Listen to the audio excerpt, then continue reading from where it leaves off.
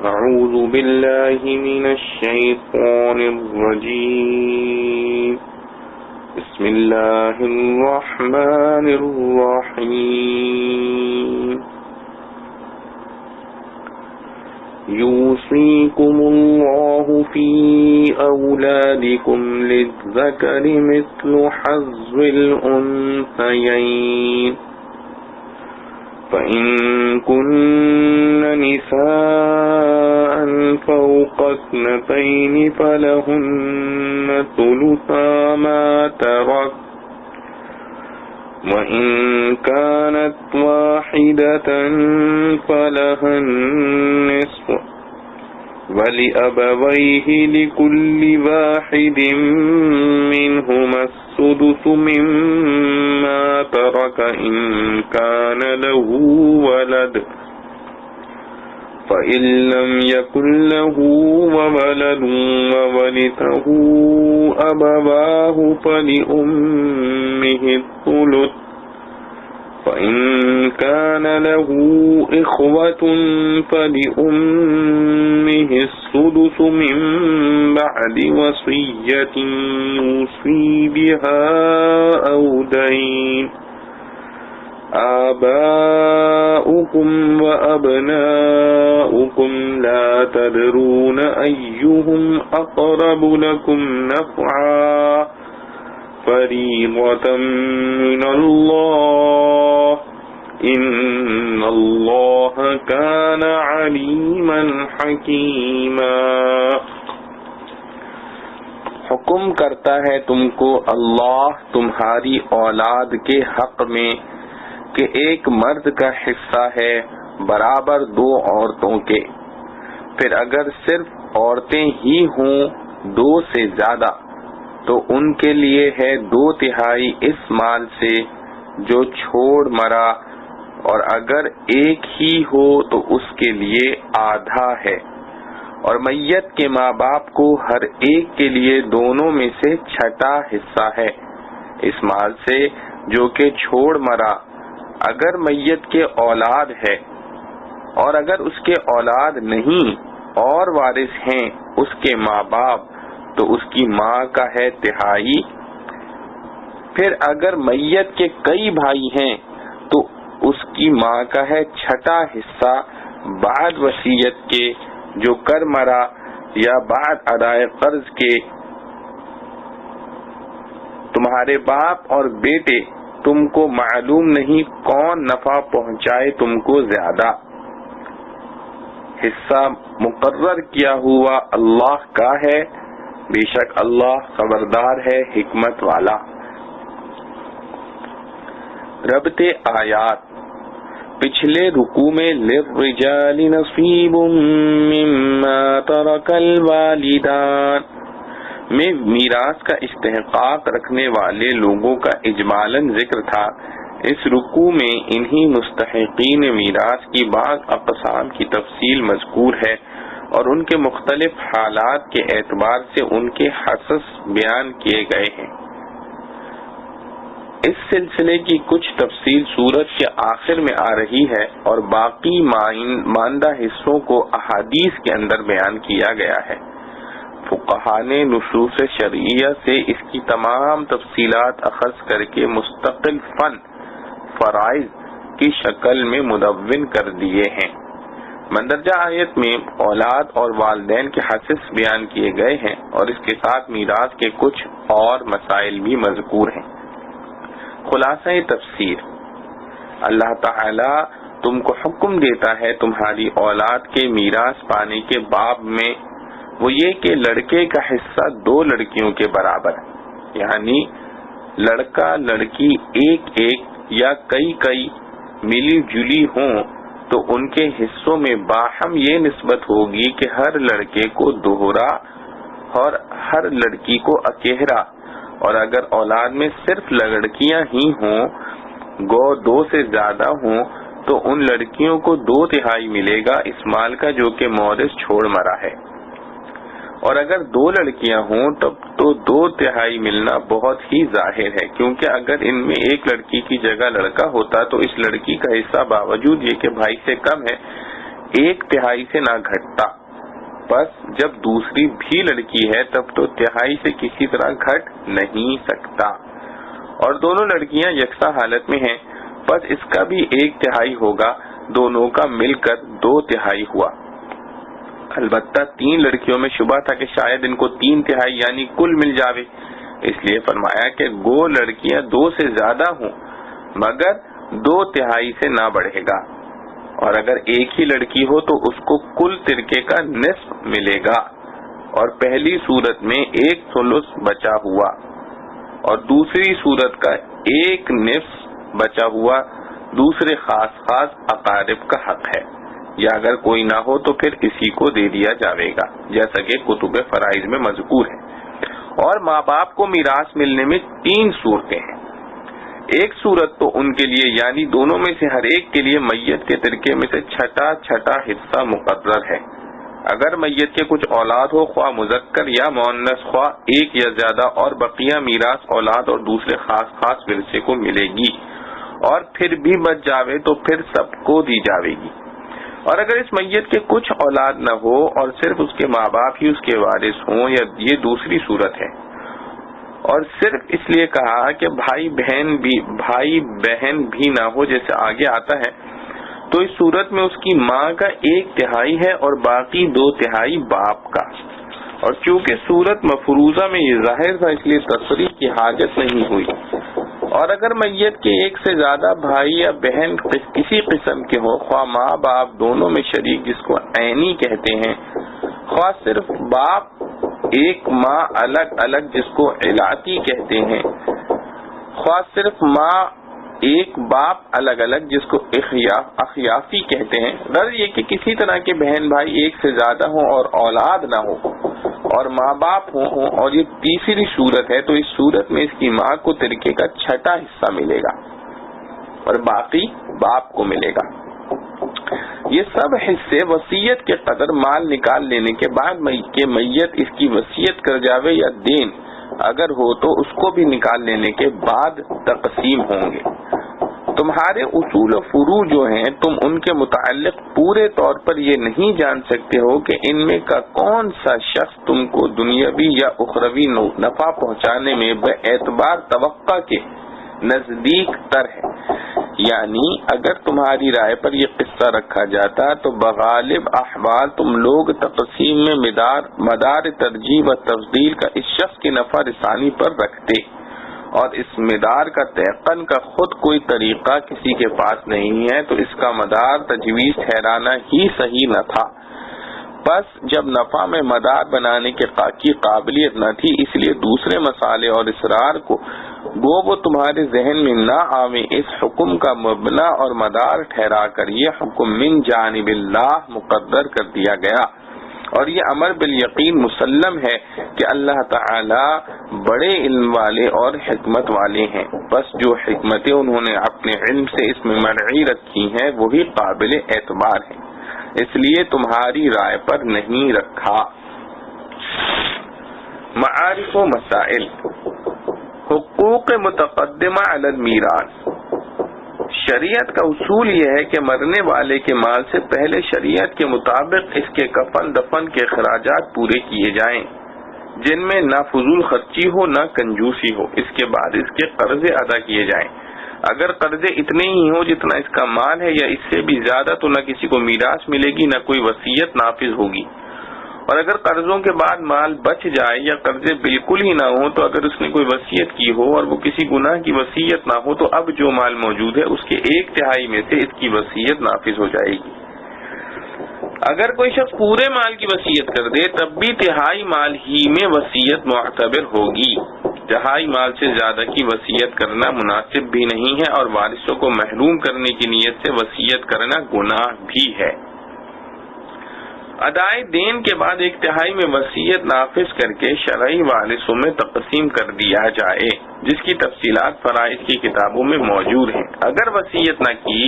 ہو تو ادائے دین کے بعد پورا مال میراث میں تقسیم ہوگا۔ اولاد کا حصہ۔ جیسے کہ گزشتہ رکوع میں گزر چکا ہے کہ میراث کی تقسیم الاقرب فالاقرب کے اصول پر ہوگی، مرنے والے کی اولاد اور اس کے والدین چونکہ اقرب ترین ہیں اس لیے ان کو ہر حال میں میراث ملتی ہے. یہ دونوں رشتے انسان کے قریب ترین اور بلا واسطہ رشتے ہیں. دوسرے رشتے بالواسطہ ہوتے ہیں. قرآن شریف میں پہلے انہی کے حصے بیان فرمائے اور اولاد کے حصے سے شروع فرمایا. چنانچہ ارشاد ہے یوصیکم اللہ فی اولادکم للذکر مثل حظ الانثیین. یہ ایک ایسا قاعدہ کلیہ ہے جس نے لڑکوں اور لڑکیوں دونوں کو میراث کا مستحق بھی بنا دیا اور ہر ایک کا حصہ بھی مقرر کر دیا. اور یہ اصول معلوم ہو گیا کہ جب مرنے والے کی اولاد میں لڑکے اور لڑکیاں دونوں ہوں تو ان کے حصے میں جو مال آئے گا اس طرح تقسیم ہوگا کہ ہر لڑکے کو لڑکی کے مقابلے میں دوگنا مل جائے. مثلا کسی نے ایک لڑکا 2 لڑکیاں چھوڑے تو مال کے 4 حصے کر کے 2/4 لڑکے کو اور 1/4 ہر لڑکی کو دے دیا جائے گا. لڑکیوں کو حصہ دینے کی اہمیت. قرآن مجید نے لڑکیوں کو حصہ دلانے کا اس قدر اہتمام کیا ہے کہ لڑکیوں کے حصے کو اصل قرار دے کر اس کے اعتبار سے لڑکوں کا حصہ بتلایا اور بجائے للانثیین مثل حظ الذکر 2 لڑکیوں کو 1 لڑکے کے حصے کے بقدر فرمانے کے للذکر مثل حظ الانثیین لڑکے کو 2 لڑکیوں کے حصے کے بقدر کے الفاظ سے تعبیر فرمایا. جو لوگ بہنوں کو حصہ نہیں دیتے اور وہ یہ سمجھ کر بعد ناخواستہ شرما شرمی معاف کر دیتی ہیں کہ ملنے والا تو ہے ہی نہیں تو کیوں بھائیوں سے برائی لیں، ایسی معافی شرعاً معافی نہیں ہوتی. ان کا حق بھائیوں کے ذمے واجب رہتا ہے. یہ میراث دبانے والے سخت گناہگار ہیں. ان میں بعض بچیاں نابالغ بھی ہوتی ہیں. ان کو حصہ نہ دینا دوہرا گناہ ہے. ایک گناہ وارث شرعی کے حصے کو دبانے کا اور دوسرا یتیم کے مال کو کھانے کا. اس کے بعد مزید تشریح فرماتے ہوئے لڑکیوں کا حصہ یوں بیان فرمایا فَإِن كُنَّ نِسَاءً فَوْقَ اثْنَتَيْنِ فَلَهُنَّ ثُلُثَا مَا تَرَكَ. یعنی اگر نرینہ اولاد نہ ہوں اور صرف لڑکیاں ہوں اور 1 سے زائد ہوں تو ان کو مال موروث سے 2/3 مال ملے گا جس میں سب لڑکیاں برابر کی شریک ہوں گی اور باقی 1/3 دوسرے ورثاء مثلا میت کے والدین، بیوی یا شوہر وغیرہ میراث کے حقداروں کو ملے گا. 2 لڑکیاں اور 2 سے زائد سب 2/3 میں شریک ہوں گی. 2 لڑکیوں سے زائد کا حکم تو قرآن کریم کی آیت میں صراحتاً مذکور ہے جیسا کہ فوق اثنتین کے الفاظ اس پر دلالت کر رہے ہیں، اور لڑکیاں 2 ہوں تو اس کا حکم بھی وہی ہے جو 2 سے زیادہ کا حکم ہے. اس کا ثبوت حدیث شریف میں مذکور ہے. اس کا حدیث شریف کا ترجمہ ہے جابر رضی اللہ عنہ سے روایت ہے، فرماتے ہیں کہ ایک دفعہ ہم حضرت صلی اللہ تعالی علیہ وآلہ وسلم کے ہمراہ باہر نکلے. اتنے میں ہمارا گزر اسواف میں ایک انصاری عورت پر ہوا.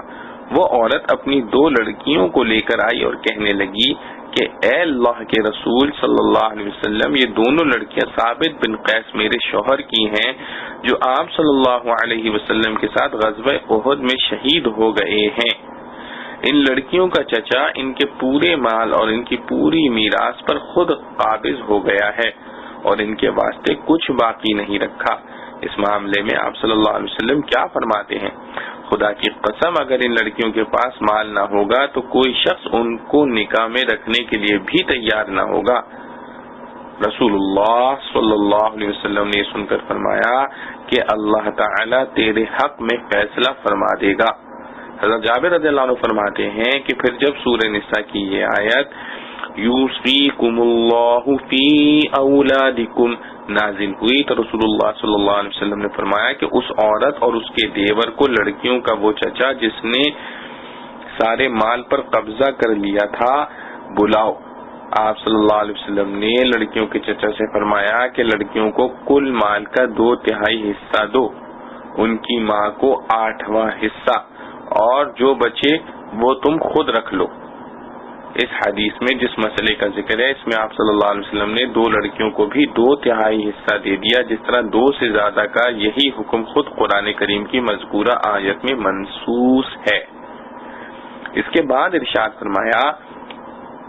وَإِن كَانَتْ وَاحِدَةً فَلَهَا النِّصْفُ، یعنی اگر مرنے والے نے اپنی اولاد میں صرف ایک لڑکی چھوڑی اور اولاد نرینہ بالکل نہ ہو تو اس کو اس کے والد یا والدہ کے چھوڑے ہوئے مال موروث کا آدھا حصہ ملے گا، باقی دوسرے ورثاء لے لیں گے۔ والدین کا حصہ، اس کے بعد خداوند قدوس نے مرنے والے کے ماں باپ کا حصہ بتایا اور 3 حالتیں ذکر فرمائی۔ اول یہ کہ والدین زندہ چھوڑے ہوں اور اولاد بھی چھوڑی، خواہ ایک ہی لڑکا یا لڑکی ہو، اس صورت میں ماں باپ کو چھٹا حصہ ملے گا، دیگر ورثاء اولاد اور بیوی یا شوہر لے لیں گے،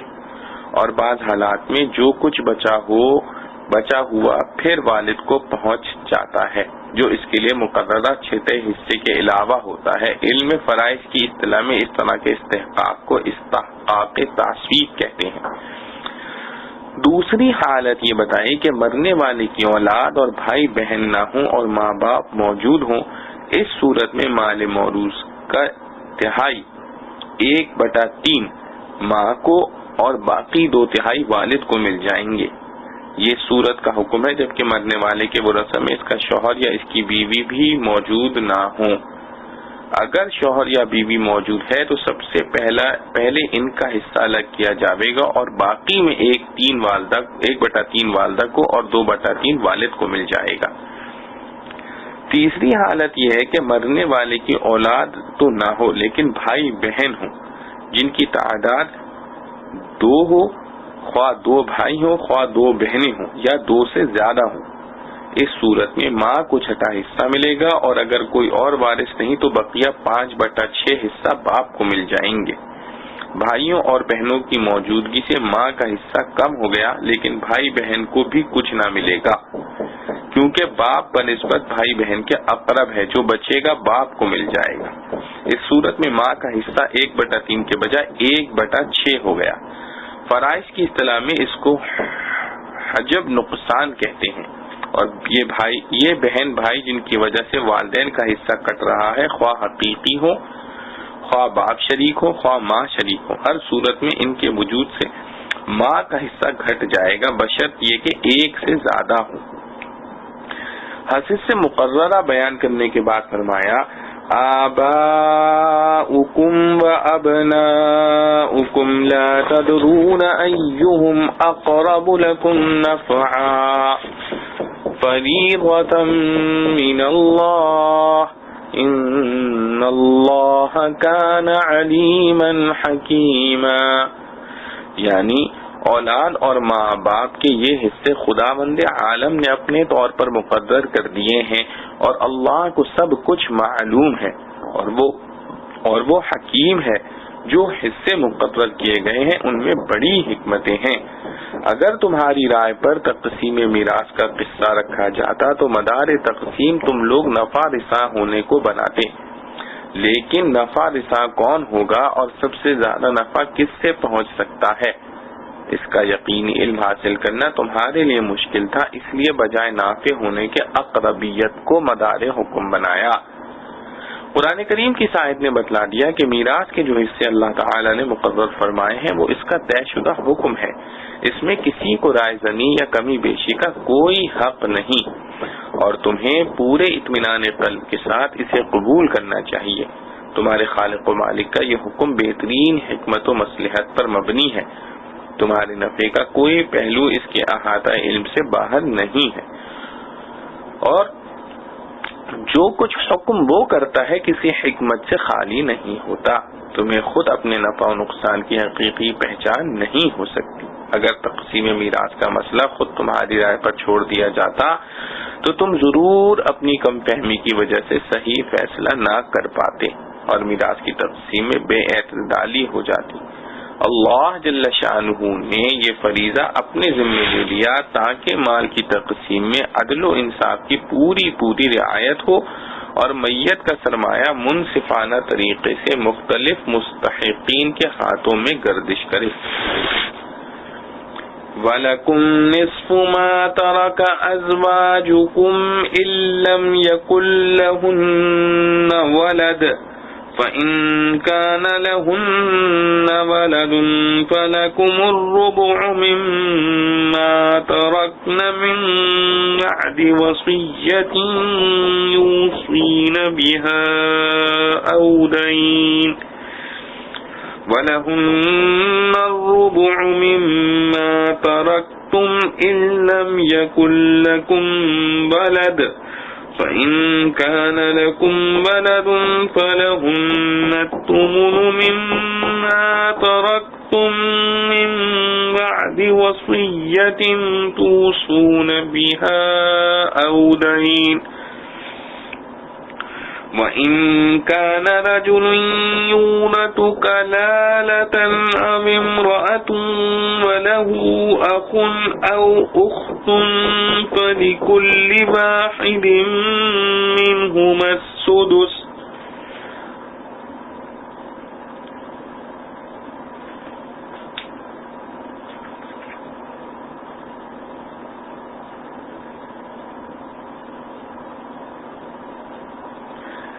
اور تمہارا ہے آدھا مال جو کہ چھوڑ مریں تمہاری عورتیں اگر نہ ہو ان کے اولاد، اور اگر ان کے اولاد ہے تو تمہارے واسطے چوتھائی ہے اس میں سے جو چھوڑ گئیں بعد وصیت کے، جو کر گئیں یا بعد قرض کے، اور عورتوں کے لیے چوتھائی مال ہے اس میں سے جو چھوڑ مرو تم اگر نہ ہو تمہارے اولاد، اور اگر تمہارے اولاد ہے تو ان کے لیے 8واں حصہ ہے اس میں سے جو کچھ کہ تم نے چھوڑا بعد وصیت کے، جو تم کر مرو یا قرض کے۔ یہ ترجمہ ہوا من بعد وصیت توصون بها او دین تک۔ خلاصہ تفسیر، ربط آیات، یہاں تک ان مستحقین میراث کے حصص کا بیان ہے جن کا میت کے ساتھ نسب اور ولادت کا رشتہ تھا۔ مذکورہ آیت میں بعض دوسرے مستحقین کا ذکر ہے، اور میت سے ان کا رشتے نسب کا نہیں بلکہ ازدواج کا ہے، جس کا بیان یہ ہے۔ اور تم کو آدھا ملے گا اس ترکے کا جو تمہاری بیویاں چھوڑ جاویں، اور اگر ان کے کچھ اولاد نہ ہو، نہ مذکر نہ مؤنث نہ واحد نہ کثیر، اور اگر ان بیویوں کے کچھ اولاد ہو خواہ تم سے ہو یا پہلے شوہر سے، تو اس صورت میں تم کو ان کے ترکے سے 1/4 ملے گا۔ یہ کل 2 صورتیں ہوئیں اور دونوں صورتوں میں بقیہ دوسرے ورثاء کو ملے گا، لیکن ہر صورت میں میراث وصیت کے قدر مال نکالنے کے بعد کہ وہ اس کی وصیت کر جائیں یا دین اگر ہو تو اس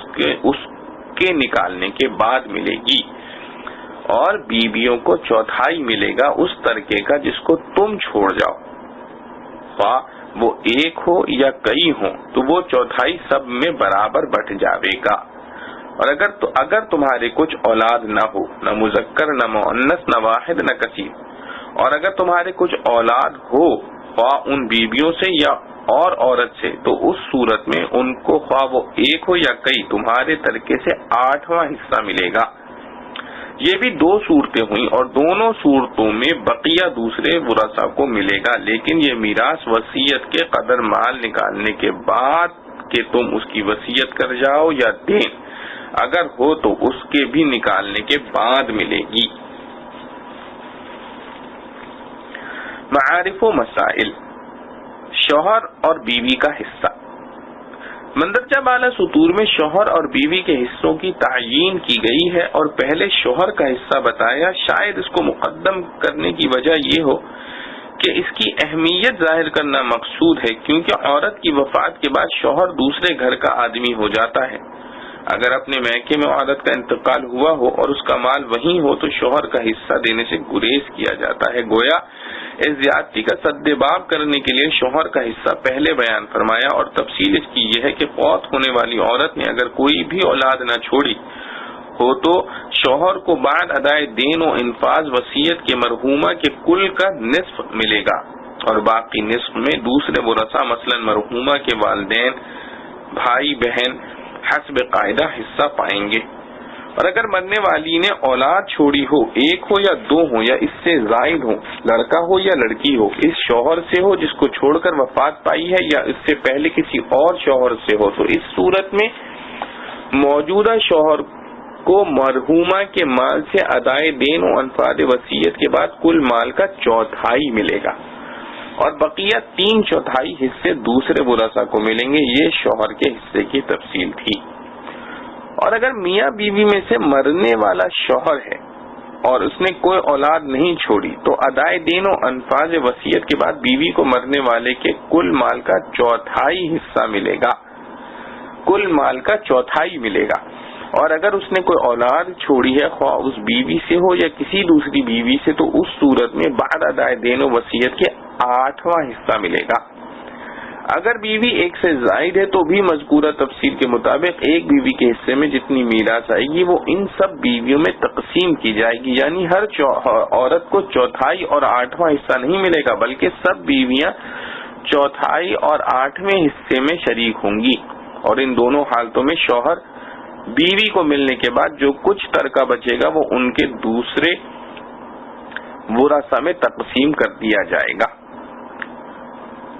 اور ان دونوں حالتوں میں شوہر بیوی کو ملنے کے بعد جو کچھ ترکہ بچے گا وہ ان کے دوسرے ورثاء میں تقسیم کر دیا جائے گا۔ مسئلہ یہ دیکھنا چاہیے کہ بیوی کا مہر ادا ہو گیا ہے یا نہیں۔ اگر بیوی کا مہر ادا نہ کیا ہو تو دوسرے قرضوں کی طرح اولاً کل مال سے دین مہر ادا ہوگا، اس کے بعد ترکہ تقسیم ہوگا، اور مہر لینے کے بعد عورت اپنی میراث کا حصہ بھی میراث میں حصہ دار ہونے کی وجہ سے وصول کر لے گی۔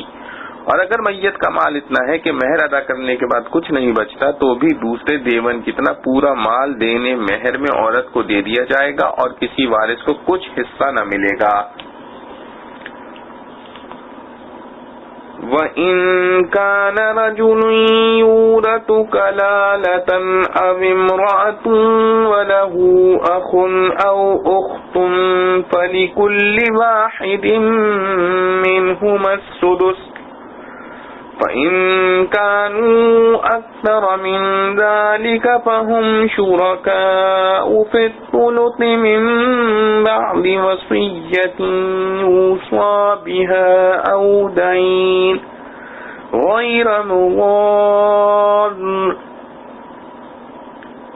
وَصِيَّةً مِّنَ اللَّهِ وَاللَّهُ عَلِيمٌ حَلِيمٌ۔ اور اگر وہ مرد کے جس کی میراث ہے باپ بیٹا کچھ نہیں رکھتا یا عورت ہو ایسی ہی اور اس میت کے ایک بھائی ہے یا بہن ہے تو دونوں میں ہے ہر ایک کا 6واں حصہ، اور اگر زیادہ ہوں اس سے تو سب شریک ہیں 1/3 میں بعد وصیت کے جو ہو چکی ہے یا قرض کے جب اوروں کا نقصان نہ کیا ہو۔ یہ حکم ہے اللہ کا اور اللہ ہے سب کچھ جاننے والا تحمل کرنے والا۔ خلاصہ تفسیر۔ ربط آیت نسب اور ازدواج سے جو رشتے پیدا ہوتے ہیں ان کے مختصر حقوق بیان کرنے کے بعد اب ایسے میت کے ترکے کا حکم بیان کیا جا رہا ہے جس نے اولاد یا والدین نہ چھوڑے ہوں، اور اگر میت جس کی میراث دوسروں کو ملے گی خواہ وہ میت مرد ہو یا عورت ایسا ہو جس کے نہ اصول ہوں یعنی باپ دادا اور نہ فروع ہوں یعنی اولاد اور بیٹے کی اولاد، اور اس میت کے ایک بھائی یا ایک بہن اخیافی ہو تو ان دونوں میں سے ہر ایک کو 6واں حصہ ملے گا۔ اور اگر یہ لوگ اس سے یعنی ایک سے زیادہ ہوں مثلا 2 ہوں یا اور زیادہ تو سب تہائی میں برابر کے شریک ہوں گے اور ان میں مذکر و مؤنث کا برابر حصہ ہے، اور بقیہ میراث دوسرے ورثاء کو، اور اگر کوئی اور نہ ہو تو پھر انہی کو دی جائے گی۔ یہ دو صورتیں ہوئیں، اور دونوں صورتوں میں یہ میراث وصیت کے قدر مال نکالنے کے بعد جس کی وصیت کر دی جاوے، یا اگر دین ہو تو اس کے بھی نکالنے کے بعد ملے گی، بشرط یہ کہ وصیت کرنے والا کسی وارث کو ضرر نہ پہنچاوے، نہ ظاہراً نہ ارادتاً۔ ظاہراً یہ کہ مثلا ثلث سے زیادہ وصیت کرے تو وہ وصیت میراث پر مقدم نہ ہوگی، اور ارادتاً یہ کہ رہے ثلث کے اندر لیکن نیت یہ ہو کہ وارث کو کم ملے، یہ ظاہراً نافذ ہو جاوے گی، لیکن گناہ ہوگا یہ جس قدر یہاں تک مذکور ہوا، یہ جس قدر یہاں تک مذکور ہوا حکم کیا گیا ہے خدا تعالی کی طرف سے، اور اللہ تعالی خوب جاننے والے ہیں کہ کون مانتا ہے کون نہیں مانتا، اور نہ ماننے والوں کو جو فوراً سزا نہیں دیتے تو وجہ یہ کہ حلیم بھی ہیں۔ معارف و مسائل، کلالہ کی میراث، ان سطور میں کلالہ کی میراث بیان کی گئی ہے۔ کلالہ کی بہت سی تعریفیں کی گئی ہیں جو علامہ قرطبی رحمۃ اللہ علیہ نے اپنی تفسیر میں بھی نقل کی ہیں۔ مشہور تعریف یہی ہے جو خلاصہ تفسیر میں مذکور ہے کہ جس مرنے والے کے اصول اور فروع نہ ہوں وہ کلالہ ہے۔ صاحب روح المعانی لکھتے ہیں کہ کلالہ اصل میں مصدر ہے جو کلال کے معنی میں ہے، اور کلال کے معنی ہے تھک جانا، جو ضعف پر دلالت کرتا ہے۔ باپ بیٹے والی قرابت کے سوا قرابت کو کلالہ کہا گیا، اس لیے کہ وہ قرابت باپ بیٹے کی قرابت کی نسبت سے کمزور ہے۔ پھر کلالہ کا اطلاق اس مرنے والے پر بھی کیا گیا جس نے نہ اولاد چھوڑی اور نہ والد، اور اس وارث پر بھی اطلاق کیا گیا جو مرنے والے کا ولد اور والد نہ ہو۔ لغت کے اعتبار سے جو استشقاق بتلایا اس کا تقاضا ہے کہ لفظ ذو مقدر ہو، اور کلالہ بمانی ذو کلالہ ہوگا، یعنی ضعیف رشتے والا۔ پھر اس مال موروث پر بھی اس کا اطلاق ہونے لگا جو ایسے میت نے چھوڑا ہو جس کا کوئی ولد اور والد نہ ہو۔ حاصل کلام یہ کہ اگر کوئی شخص مرد یا عورت وفات پا جائے اور اس کے نہ باپ ہو نہ دادا اور نہ اولاد ہو، اور اس نے ایک بھائی یا بہن ماں شریک چھوڑے ہوں، تو ان میں سے اگر بھائی ہے تو اس کو چھٹا حصہ ملے گا، اور نہیں ہے تو بہن کو چھٹا حصہ ملے گا۔ اور اگر ایک سے زیادہ ہوں، مثلا ایک بھائی ایک بہن ہو، یا دو بھائی یا دو بہنیں ہوں، تو یہ سب مرنے والے کے کل مال کے تہائی حصے میں شریک ہوں گے،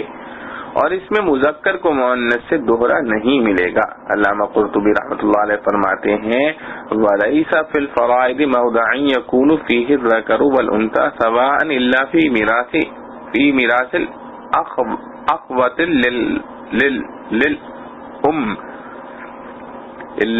مِيرَاثِ الْأَخْوَةِ لِلْأُمِّ، بہن بھائی کا حصہ۔ واضح رہے کہ اس آیت میں اخیافی ماں شریک بہن بھائی کا حصہ بتلایا گیا ہے، اگرچہ قرآن کریم کی اس آیت میں یہ قید مذکور نہیں ہے، لیکن یہ قید بالاجماع معتبر ہے۔ حضرت سعد بن ابی وقاص رضی اللہ عنہ کی قرات بھی اس آیت میں اس طرح ہے فَلَهُ أَخٌ أَوْ أُخْتٌ مِّنْ أُمِّهِ، جیسے کہ علامہ قرطبی صاحب روح المعانی اور ابو بکر جساس اور دیگر حضرات نے نقل کیا ہے۔ گو یہ قرآت متواتر نہیں ہے، لیکن اجماع امت ہونے کی وجہ سے معمول بہا ہے، اور اس کی ایک واضح دلیل یہ ہے کہ اللہ تبارک و تعالی سورہ نساء کے ختم پر بھی کلالہ کی میراث کا ذکر کیا ہے۔ اللہ تبارک و تعالی نے سورہ نساء کے ختم پر بھی کلالہ کی میراث کا ذکر کیا ہے۔ وہاں بتایا ہے کہ اگر ایک بہن ہو تو اس کو آدھا ملے گا، اور اگر ایک بھائی ہو تو اپنی بہن کے پورے مال کا وارث بنے گا، اور اگر دو بہنیں ہوں تو 2/3 مال پائیں گی، اور اگر متعدد بھائی بہن ہو تو مذکر کو مؤنث سے دوہرا دیا جائے گا۔ سورت کے ختم پر جو یہ حکم ارشاد فرمایا ہے، عینی یعنی حقیقی بہن بھائی اور اللاتی یعنی باپ شریک بہن بھائی کا ذکر ہے۔ اگر یہاں الاتی اور عینی بھائی بہن کو شامل کر لیا جائے تو احکام میں تعارض لازم آ جائے گا۔ وصیت کے مسائل۔ اس رکوع میں 3 مرتبہ میراث کے حصے بیان کر کے یہ فرمایا کہ حصوں کی یہ تقسیم وصیت اور دین کے بعد ہے، جیسا کہ پہلے عرض کیا جا چکا ہے کہ میت کی تجہیز و تکفین کے بعد کل مال سے قرض ادا کرنے کے بعد جو بچے اس میں سے تہائی مال میں وصیت نافذ ہوگی۔ اگر اس سے زیادہ وصیت ہو تو اس کا شرعاً اعتبار نہیں۔ ضابطے میں ادائے دین و انفاذ وصیت۔ ضابطے میں ادائے دین انفاذ وصیت سے مقدم ہے۔ ضابطے میں ادائے دین انفاذ وصیت سے مقدم ہے۔ اگر تمام مال ادائے دیون میں لگ جائے تو نہ وصیت نافذ ہوگی نہ میراث چلے گی۔ اس رکوع میں تینوں جگہ جہاں جہاں وصیت کا ذکر آیا ہے وہاں وصیت کا ذکر دین سے پہلے کیا گیا ہے۔ اس سے بظاہر معلوم ہوتا ہے کہ وصیت کا حق دین سے مقدم ہے۔ حضرت علی رضی اللہ عنہ نے اس غلط فہمی کو رفع کرتے ہوئے فرمایا،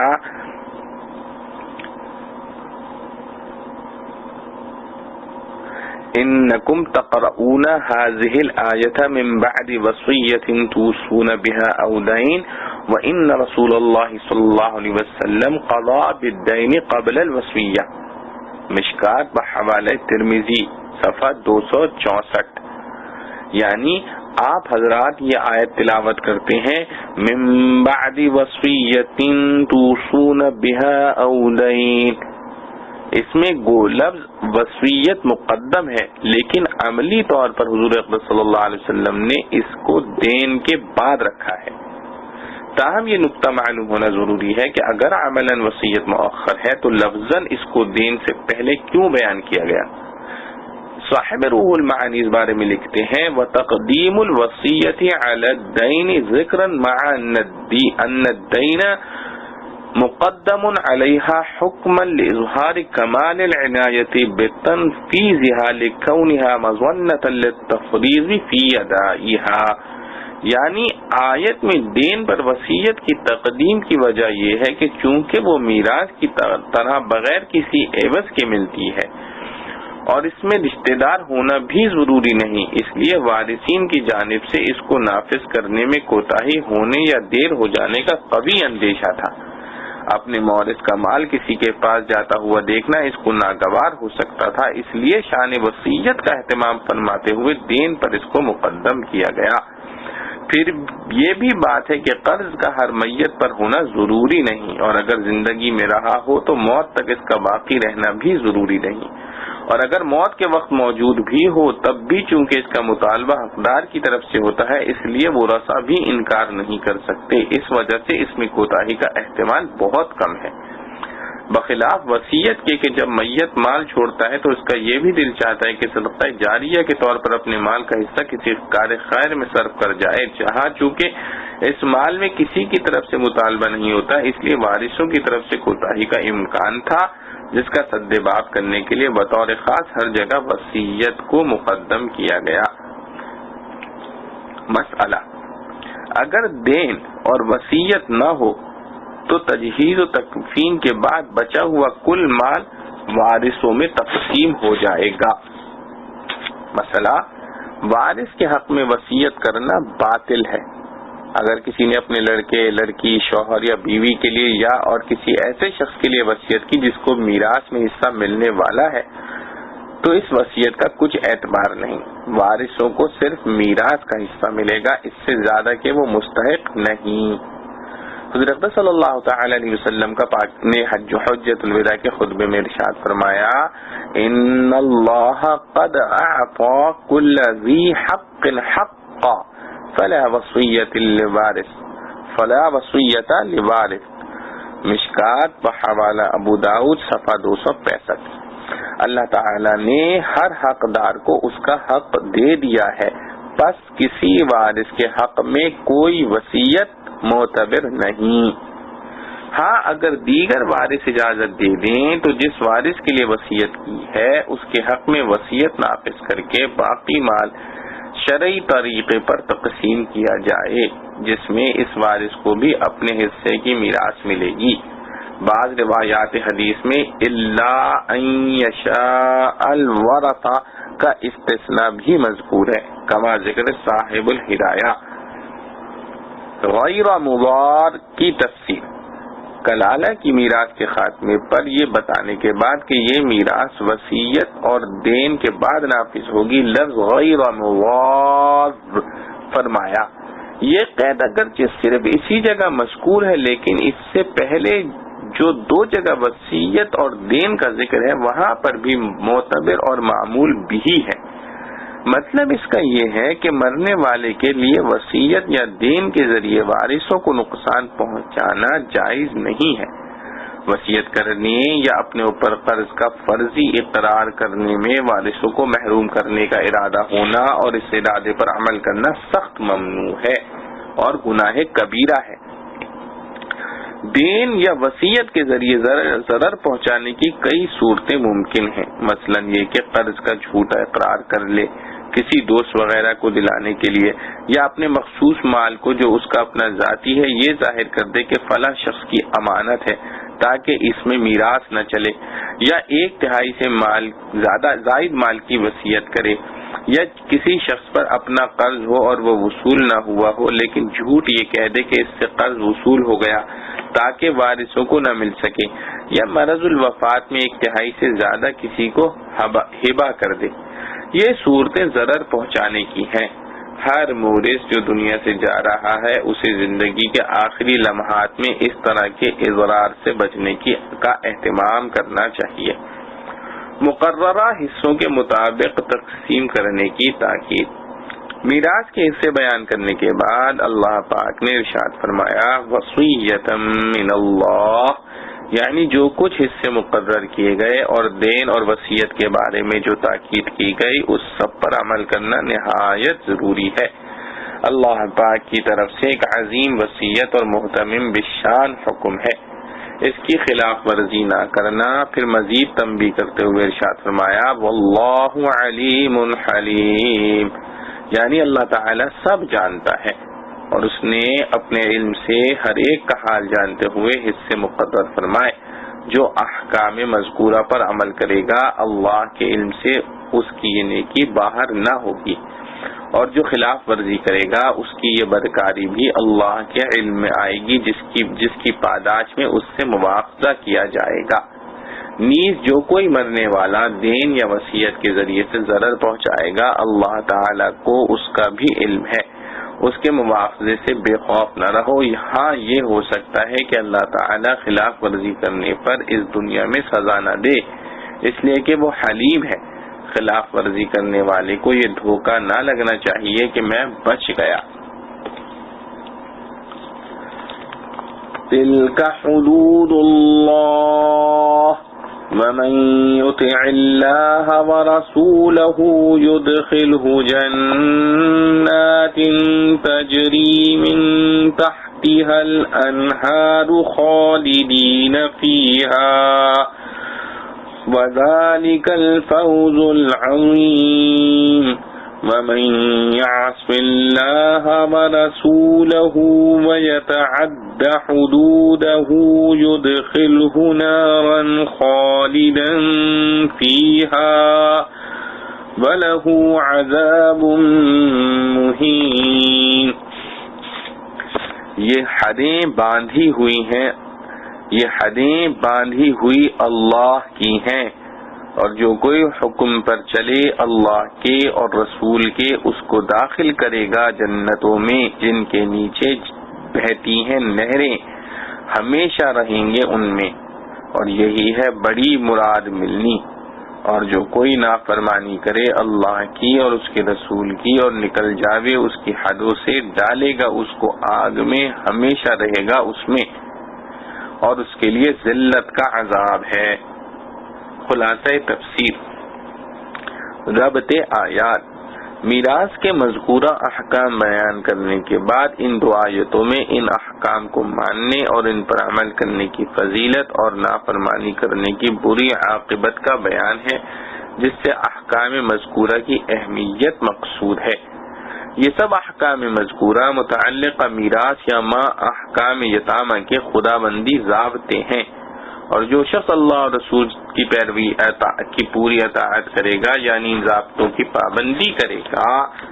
اللہ تعالیٰ اس کو ایسی بہشتوں میں فوراً داخل کر دیں گے جن کے محلات کے نیچے نہریں جاری ہوں گی،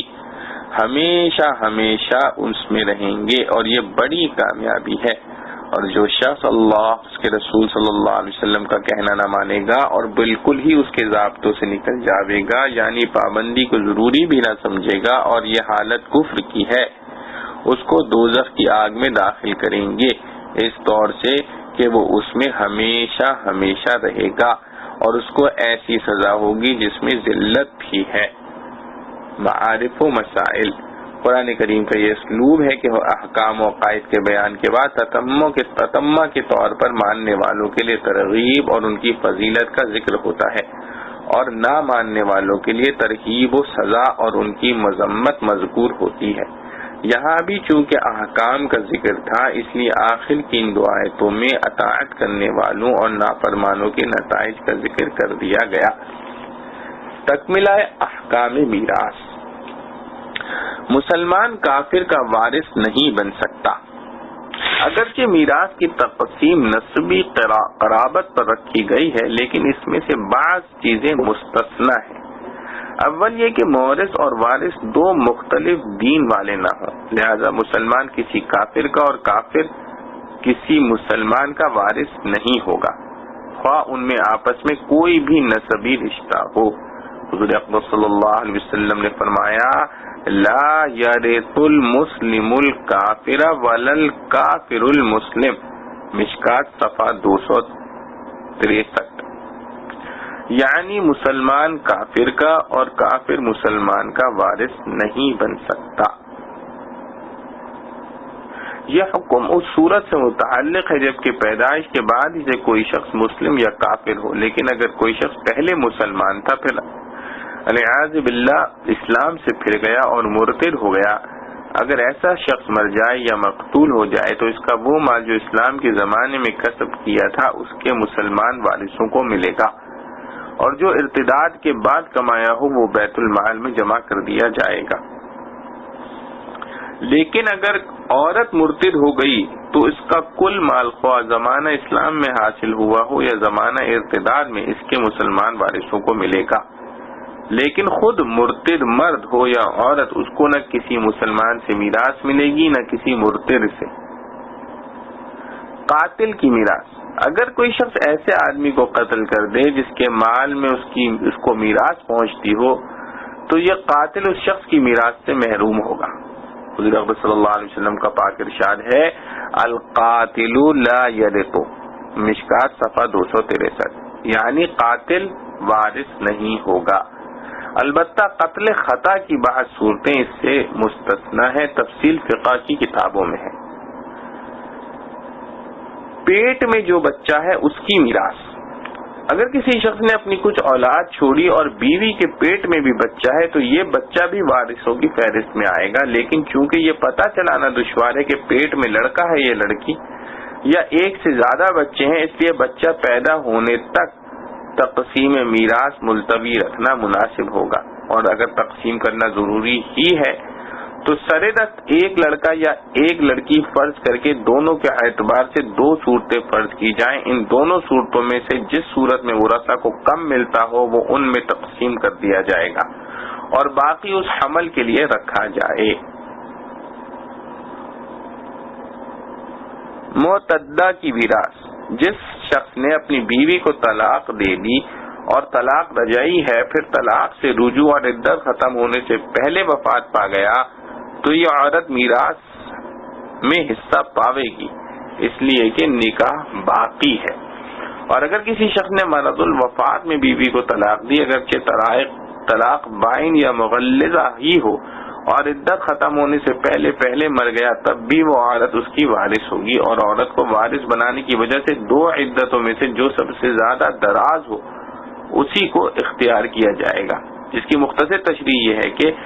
عدت طلاق 3 حیض ہے اور عدت وفات 4 مہینے 10 دن ہے، ان دونوں میں جو عدت زیادہ دنوں کی ہو اسی کو عدت قرار دیا جائے گا تاکہ جہاں تک ممکن ہو عورت کو حصہ مل سکے۔ اور اگر کسی شخص نے مرض الوفات سے پہلے بائن یا مغلظہ طلاق دی اور اس کے چند دن بعد عورت کی عدت میں وہ فوت ہو گیا تو اس صورت میں اس کو میراث میں حصہ نہیں ملے گا، البتہ اگر طلاق رجعی دی ہے تو وہ وارث ہوگی۔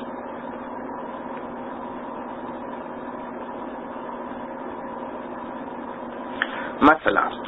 اگر کسی عورت نے شوہر کے مرض وفات میں خود سے خلا کر لیا تو وارث نہیں ہوگی اگرچہ اس کا شوہر اس کی عدت کے دوران مر جائے۔ اسبات کی میراث، فرائض کے مقررہ حصے 12 ورثاء کے لیے طے شدہ ہیں اور ان وارثوں کو اصحاب الفروض کہا جاتا ہے، جس کی تفصیل کسی قدر اوپر گزر چکی۔ اگر اصحاب الفروض میں سے کوئی نہ ہو یا اصحاب الفروض کے حصے دے دینے کے بعد کچھ مال بچ جائے تو وہ عصبہ کو دے دیا جاتا ہے، اور بعض مرتبہ ایک ہی شخص کو دونوں حیثیتوں سے مال مل جاتا ہے۔